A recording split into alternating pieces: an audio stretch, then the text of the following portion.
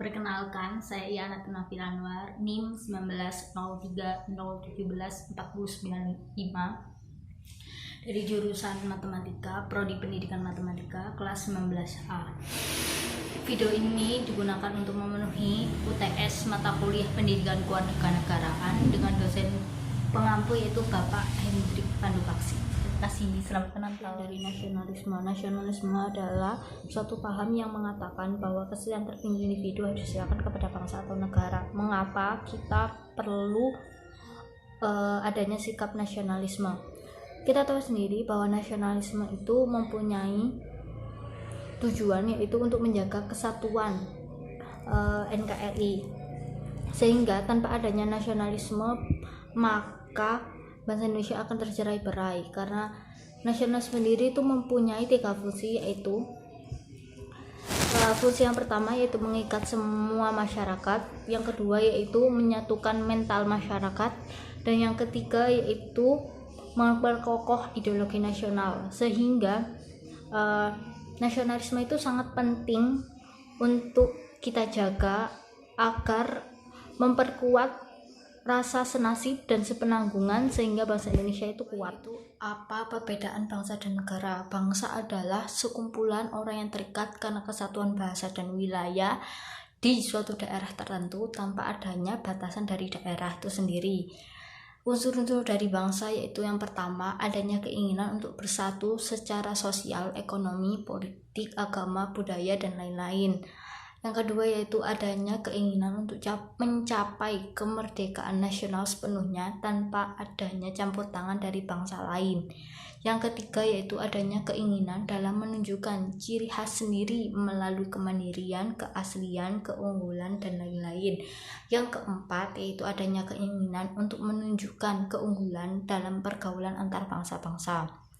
Faktor-faktor pembentukan bangsa yaitu ada 5. Yang pertama yaitu sakral, yang kedua yaitu tokoh, ketiga adalah sejarah, keempat adalah kemajuan ekonomi, yang kelima adalah primordial.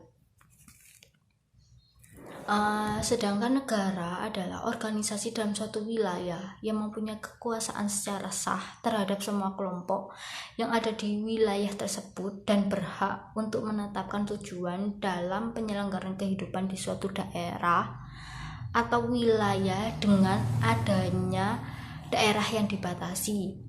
Sifat-sifat negara itu ada 3. Yang pertama memaksa, kedua memonopoli, yang ketiga yaitu mencakup semua.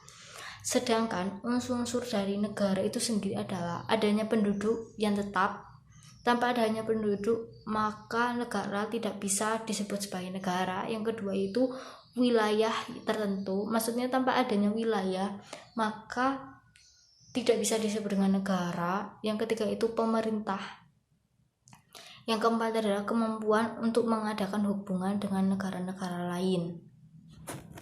Yang ketiga itu apa fungsi konstitusi bagi suatu negara?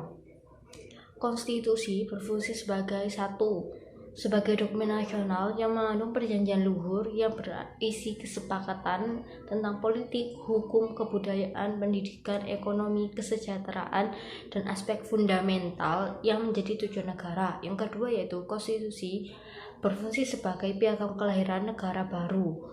Yang ketiga yaitu konstitusi sebagai hukum tertinggi. Yang keempat yaitu konstitusi sebagai identitas nasional dan lambang persatuan.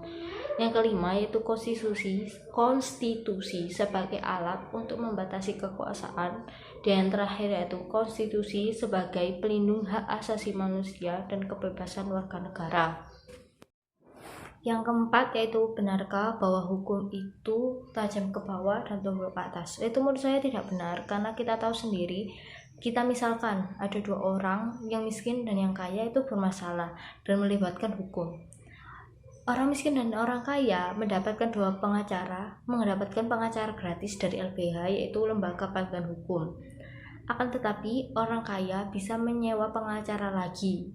Jadi si kaya mendapatkan 2 pengacara dari LBH dan dari dirinya sendiri.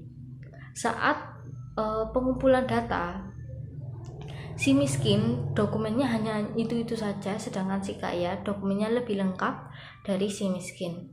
Jadi hakim lebih berpihak pada dokumen yang lengkap daripada dokumen yang tidak lengkap, sehingga orang kaya menang dan orang miskin kalah di saat persidangan tersebut. Yang kelima yaitu mengapa hukum mati tidak termasuk kategori pelanggaran HAM. Karena hukum mati telah diatur pada pasal 2 ayat 2 Undang-Undang Nomor 20 Tahun 2001 tentang Pemberantasan Tindak Pidana Korupsi. Hukuman mati diberlakukan oleh dua kejahatan, yaitu korupsi dan narkoba, karena dua kejahatan tersebut itu sangat mempengaruhi daya rusak terhadap generasi. Indonesia menganut HAM yang dibatasi oleh undang-undang, bukanlah HAM tanpa batas atau liberal, sehingga pembatasan tersebut itu untuk melindungi HAM orang lain, sehingga hukum mati itu digunakan untuk melindungi HAM orang lain.